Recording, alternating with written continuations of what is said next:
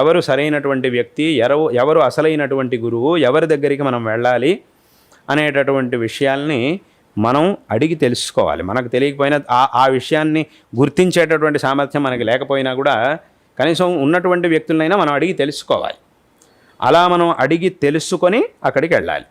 అయితే ఇలా అడిగి తెలుసుకొని మనం ఆ గురువు దగ్గరికి వెళ్ళి ఆ గురువు దగ్గర నుంచి ధార్మికమైనటువంటి మార్గదర్శనాన్ని పొంది ధార్మికమైనటువంటి ఈ ఆధ్యాత్మికమైనటువంటి సాధన చేస్తే దాని నుంచి మనకు వచ్చేటటువంటి ఫలం ఏదైతే ఉందో అది ఈ జన్మకి మాత్రమే సీమితం కాదు. ఈ జన్మలోనూ, వచ్చే జన్మలోనూ, వచ్చే లోకంలోనూ అన్ని చోట్ల కూడా దానికి అక్కడ మనకి దీని యొక్క ఫలం అనేది లభిస్తోంది.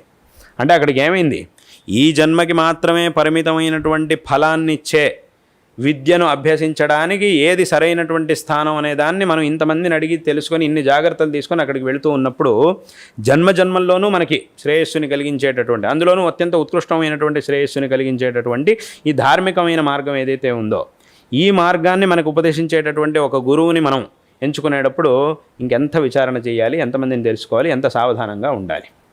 కాబట్టి ఎవరు సరైనటువంటి గురువు, ఎవరి దగ్గరికి మనం వెళ్ళాలి అనేటటువంటి దాన్ని ప్రామాణికమైనటువంటి వ్యక్తుల ద్వారా మనం తెలుసుకోవాలి, శిష్టుల ద్వారా మనం తెలుసుకోవాలి.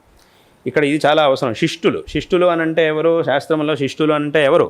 శిష్టులు అంటే ఏదో ప్రసిద్ధంగా లోకంలో ఉండేటటువంటి వ్యక్తులు అని అర్థం కాదు. శిష్టులు అనంటే ఏదో సినిమాలు యాక్ట్ చేసేవాళ్ళు, అథవా రాజకీయ నాయకులు, అథవా ఎవరో అధికార స్థానాల్లో ఉండేవాళ్ళు, వాళ్ళు కాదు శిష్టులు అనంటే.